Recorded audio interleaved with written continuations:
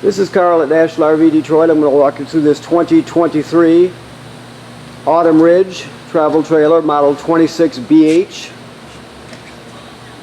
So this is a how-to video. I'm just going to show you some of the features and how they work. Okay, you have regular crank down stabilizers. You have a power awning with LED strip, outside speakers. Okay.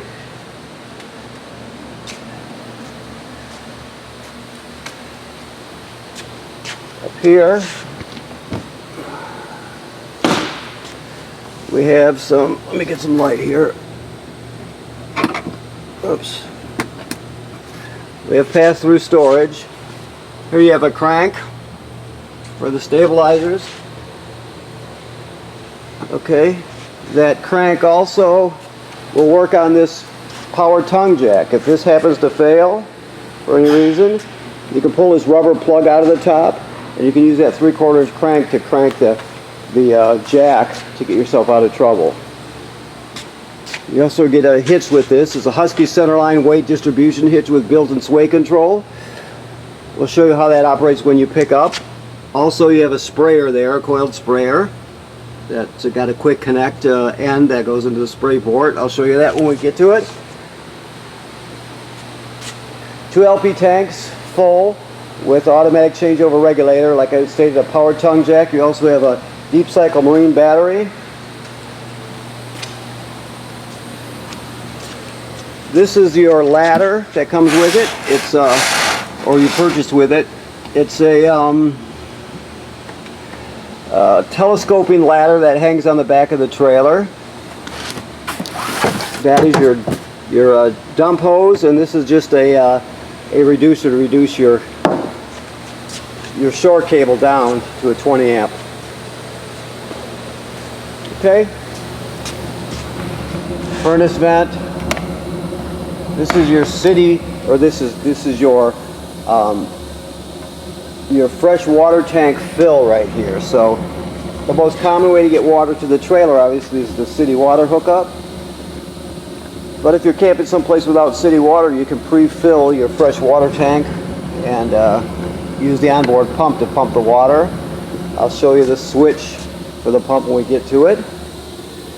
This is your vent for your range hood. Now, if you're going to be running the range hood to vent to the outside, you always want to reach up here and open these baffles so it flaps freely, or open the baffle so it flaps freely. Otherwise, you can just keep it shut like this when you're traveling or in storage. You have your 30-foot, 30-amp power cord here. This is your docking station. This is where you your city water. Let's go this way. City water is when this blue lever is vertical. So you're going to screw your hose onto here, turn this to the vertical position, and it's going to, all the plumbing will work. Now I showed you there's a way to fill your tank with a regular, well, with anything you could fit in there, basically. Now there's another way to fill your fresh water tank. If you're hooked up to here, you can just move it to the horizontal position. You can see this drawing here shows you that. And it'll, instead of going to the fixtures, it'll fill the fresh water tank. Okay, so 2 ways to fill a fresh water tank. This is where that sprayer I showed you connects to. And this is a black tank flush here. So after you dump your black tank valve, which is toilet water and waste, that's black there, that's gray over there. After you dump the black, you can leave the valve open, like it states on this sticker here. Leave the valve open, screw the hose on here at the dump station, turn it on. It'll spray the inside of your tank out, spray off the sensors and clean them off so you get a good accurate reading, that sort of thing. Okay. Your spare tire goes right here. It'll be on there when you pick up. You have a backup camera with this, right? Which you ordered, and the ladder that you ordered for it hangs right here, which makes it real convenient because the manufacturer states you should inspect your roof every 60 to 90 days. You can't see what's happening on the roof unless somebody goes up there and looks, so it's a good thing to go up there regularly as part of your regular maintenance and to make sure there's no crack or separation at any of the sealant. Make sure there's no damage to the roofing material or roofing attachments by, let's say, low branches or road debris, anything like that. So you're just staying ahead of any potential problems and protecting your investment. This is your water heater. Works on both gas and electric. Right now it's empty. You can see the drain plug / anode rod is not screwed in right here. That's where the drain is, so it's empty. Now you have two switches inside, one for electric, one for gas. The electric switch controls the electric heating element that's behind that cover there, right? And then the other switch controls the burner, the gas burner, which is right here. I'll show you both those when we get inside. Now, the important thing to remember is never run this water heater without water in it. So after it's been winterized now, after you de-winterize it and put the valves in the correct position, you're going to insert this into the hole there, into the threaded hole, and then you're going to let the tank fill with water before you turn it on. So anytime you empty or dump your tank, let's say if you're camping in the spring but you're not going again till late summer, well, it's pretty typical for people to, when they get home from their first trip, to pull out the plug and let it drain out, right? So you don't have bilge water in there, so to speak. And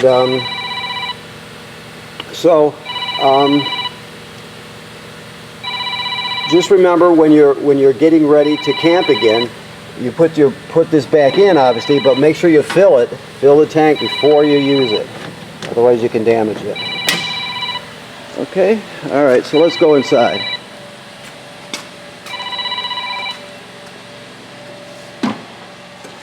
Okay, so you come in here.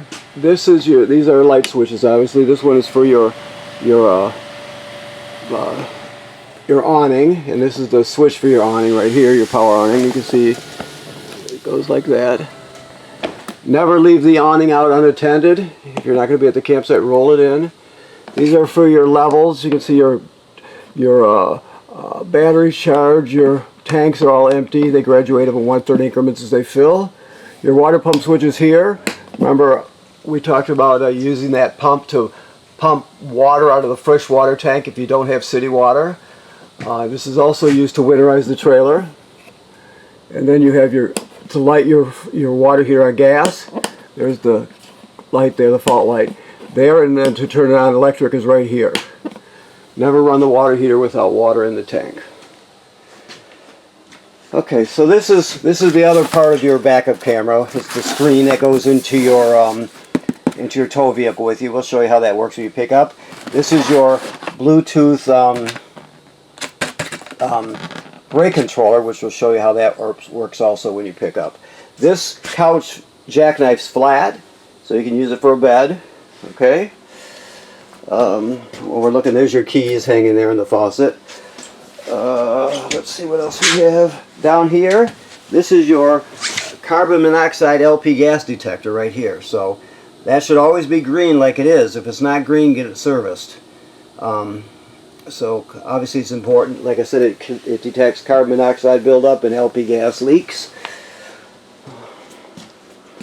Your range, these three center knobs are for the 3 burners. This one on the left is your sparker to light it, and then this one here is for the oven. So you just go like that. It's very simple. When it comes to your oven, there's a pilot light all the way to the back, if you can see it back there. Maybe we can see it this way. Yeah, you can see it sparking back there. So what you do, you go to the knob and you turn to the picture of the flame, then you depress it. You keep it depressed during the whole lighting procedure. Then you start sparking it till you see the pilot light down here light. After it lights, you'll hold this in for another 10 or 15 seconds to heat up the thermocouple. Then you go whatever temperature you want. When you shut it off, the pilot light goes out, so you have to relight the pilot light each time you use the oven. You have a blue light here and then an oven light there. Always travel with your top down, your cover down, so it doesn't get damaged. This is the range hood. Remember I told you if you're running the fan, You want to open that baffle on the vent outside so it vents freely to the outside. You have light here. Of course, your microwave works like any other microwave. Your refrigerator is 12 volt DC refrigerator. It's very simple. Your controls are here. Increase and lower the temperature. You have different modes. Nighttime mode, which is our energy saving modes, but it just runs off 12 volt DC. Okay. Back around here, all your literature is in here. Okay. Then you have your remote for your sound here. This has an AM/FM radio. It has Bluetooth, so you can stream wirelessly with it. It has a USB drive, so you can put your MP3s on a USB drive and take them with you. This HDMI is an in case you want to go into the system for something like if you have a portable Blu-ray player and you want to run it through the TV, you could do it there. For example, you have two zones, zone 1 and 2. Zone 1 is inside the trailer, zone 2 is outside the trailer. So it does everything you need and then some. Your TV will hook up here. The red light, there's a button next to the red light which you can shut it off, but when you're using it, you want that red light on. That's telling you that your digital antenna is working. You have a backing plate here to put a bracket for a TV. Alright. Like I stated, I think your literature is here. You can drop this table. You can take the legs off the table and drop it down onto these cleats here. There's 4 of them. And use the back cushion to fill in the space, and you can turn this into another bed. So you have the couch, you have the dinette, and then you have 2 bunks here. So there's a lot of room. When it comes to your thermostat, it's very simple. You always hit the mode button to light it up, and then you're going to just cycle through it. I'm just shutting it off right there because the furnace was running. So you just go through. You have fan, which is just the air conditioner running without the compressor, just circulates air. Then you have cooling, which is air conditioning, and then furnace, which is your LP furnace. Okay. If they give you an option for fan speed, always choose auto. That's the best way to go. Alright, so this device down here, whoops, I'm sorry about the camera work here. This device here is the power converter. So what this does is when you're plugged into shore power, you have 110 AC at these circuit breakers here, right? And so this is kind of the distribution center here. And each one of these breakers is labeled. Then the power is converted to 12 volt DC over here. From 110 AC to 12 volt DC, you got 12 volt fuses, and they're all labeled, right?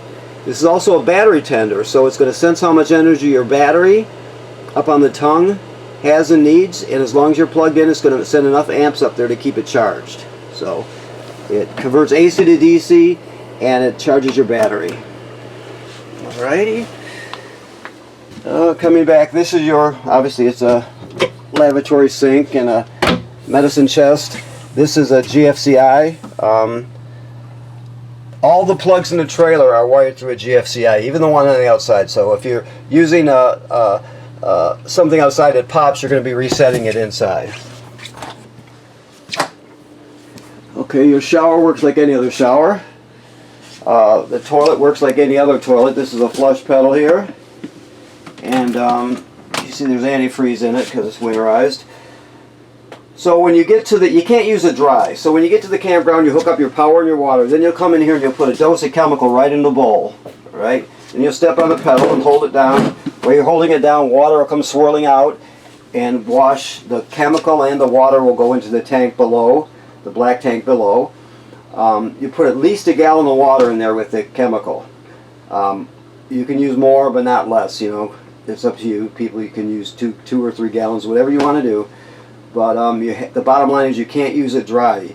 You have to have water and chemical in it. If you use it dry, the smell will be terrible, super terrible, plus it'll get clogged up. So you always want to have that chemical and water in there. Okay, and you have a fan up there with a vent cover. Okay, let's see what else here. This is a smoke detector. Bedspread is right there. There's some storage under here. I'm sure. I don't know if we can see anything under there, but it's There's storage there. You have another TV hookup, so you can get a bracket here. It screws right there. Get the bracket that would swing out this way so you can see it while you're laying in bed, obviously. And you have your hookups up here. So this is pre-wired for solar. That means basically there's wire. Up on the roof there's a connector, and then this is for the solar controller. If you were to drill a hole there, you'll find the wires somehow fastened to the wall with a clip or a P-clip or something. Okay. You have this is a charger here. You see you have the USB on the side, and then you have the type you could just set the phone on it there. This is an emergency window, so you just go like this, push it all the way through, then you grab hold of the screen by this red tab and pull the screen right out. You can escape during an emergency. Okay. You have this type of shade all over, so it just stays in place. You go up and down with it. Now if it happens to start falling down on its own while you're traveling, or just gets too loose, you want to tighten one of these sides up. So all you'll do is you'll either wind, if this is tight, you can wind it around this spool to take up some of the slack. The tighter this is, the harder it is to open and close the shade. You don't want to get too tight to where you break it, so you just tighten it a little bit and see if that does a trick for you. I mean, obviously if you're on the other side of the country, you're not going to want to go to a dealership or something just to have that adjusted. So keep in mind it's very simple to do. You just don't over tighten it. All right. I think that does it. Let me look around here. I think we're in good shape. Okay, so I want to thank you for purchasing your trailer here at National RV Detroit. Please remember what I said about inspecting the roof every 90 days, 60 to 90 days. You can't see what's happening up there unless somebody goes up there and looks, so you're just protecting your investment. So that's important. And right now this is winterized, so the water's been purged from the system, replaced with antifreeze. Your water heater's bypass valves on the back are in bypass mode, and the water heater is empty. Remember to never run the water heater without water in the tank, okay? Thank you.